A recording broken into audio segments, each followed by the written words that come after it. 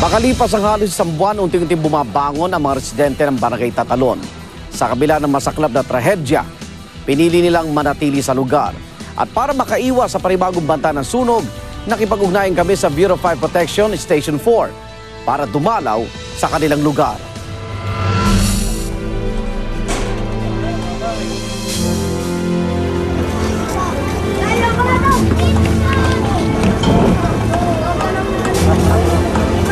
Kaya dito ako nakatira sa service ng barangay.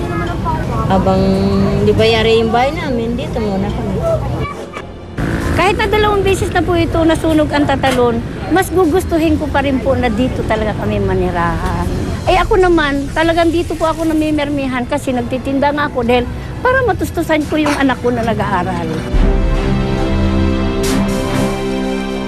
Wala ko kayong malipatan, wala kayong pang-upa ng bahay.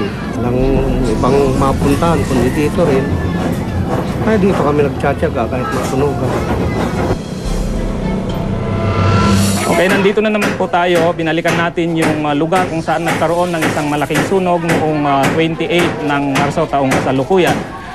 Ito ay, sa ganon ay mapagsabihan natin yung ating mga kababayan tungkol sa fire safety at kung ano yung gagawin nila kung sakaling magkaroon ulit ng sunog dito sa kanilang lugar. Magandang tanghali po. Ito po ang bahay. Hindi pa nagawa. Hindi pa nagawa ito. Kung ano po, kung tayo ay nagluluto, wag po nating papabayaan yung ating niluluto, wag po nating iiwan. Ano po? Tapos yung mga daanan po, wag po natin harangan nang sa ganon, halimbawa man magkaroon ng sunog, ay makakadaan po yung mga bumbero natin. Yung mga tinatawag natin na informal settler, talagang fire prone itong mga to since yung mga bahay-bahay nga nila is made up of light materials. Unang-una ang sinabi ko sa kanila, alamin nila yung telephone number ng pinakamalapit na fire substation dito sa kanilang lugar. Kung sakaling magkaroon na kayo ng kuryente, magpakabit lang kayo doon sa mga lisensyadong electrician. Kung gagamit naman kayo nung extension, iwasan natin yung gumamit yung octopus. Yun po kasi hindi nakakayanan ng linya, yung wire. So nagkakaroon ng electrical overload at yan po ang nagiging kadalasan sanhi ng sunog.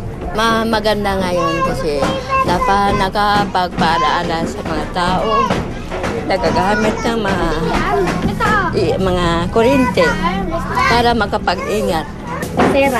Gasera, o ganun din po. Halimbawa gumamit kayo ng gasera, wag po natin itabi doon sa mga kurtina o doon sa mga anumang bagay na madaling masunog. Yes, sir. Kung natabig po yan na naman ang umpisa ng sunog. Talaking tulong sa amin dahil kami pinapalalahanan na ganito gawin namin, na maging maingat sa lahat ng bagay, lalo na pagparting mga kuryente, kandila.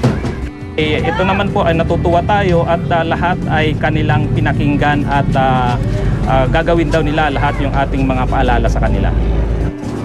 Ay talagang in-expect natin na kung ano man yung mga fire safety tips na sinabi natin ay kanilang susundin.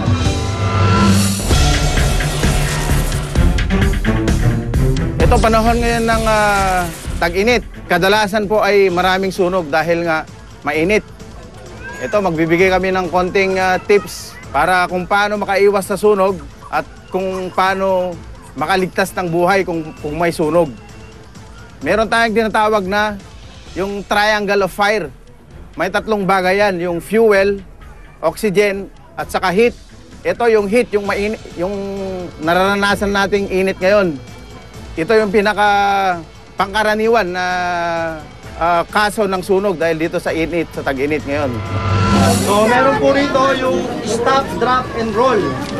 Ito po yung karaniwang pinapagawa pag halimbawa ako na lang po, nasunog po yung damit ko. Ang usually kasing ginagawa natin pag nasunog, nagtatatakbo. Diba? Nagtatatakbo sa tarantana, hindi alam kung ano gagawin. Ang una pong nakalagay dito, stop. So pag nasusunog ako, hinto po ako, tapos drop. Babagsak po ako sa lupa, tapos roll. Iikot po ako hanggang sa mamatay po ako. Yung backing brigade po, ito po ang number 1 na ginagamit para sa mga barangay na ganito, no? Usually sa mga barangay. So usually sa Bakit Brigade, yung 5, 4 na magkakahilera, no? 4 na magkakahilera, yung isa nandito sa harap. No, nasa harap yung isa. Ang bucket relay kasi, meron nung nakaprepare na balde na malaki na nasa isang drum na siya na merong rhythm, parang may rhythm yung pagbigay ng ng tubig para apulahin yung sunog. Yung rhythm, parang may timing. Kasi pag ano naman yung kanya-kanyang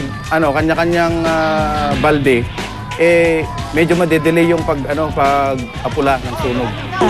Yung unang-una yung tulungan, yun ang unang-una kong naano kaya kung nagkaroon ng sunog, yung Bakit Brigade yun ang kagadang dapat muna para mapatay yung sunog kagad para maagapan. Flyers sa pinamigay natin kanina, may number po dito doon sa mga nearest fire station na kung saan pwede nilang tawagan kung wari may sunog. Nasa kanan doon yung mga fire prevention tips sa loob ng bahay o kaya sa isang building na nasusunog kung anong mga dapat gawin. Maraming salamat sa inyong patuloy pagsubaybay sa aming programa. Hanggang sa susunod na Huwebes, ako naman Arnold Glavio, dito sa Rescue. Naniniwala kami, kahit sino pwedeng tumulong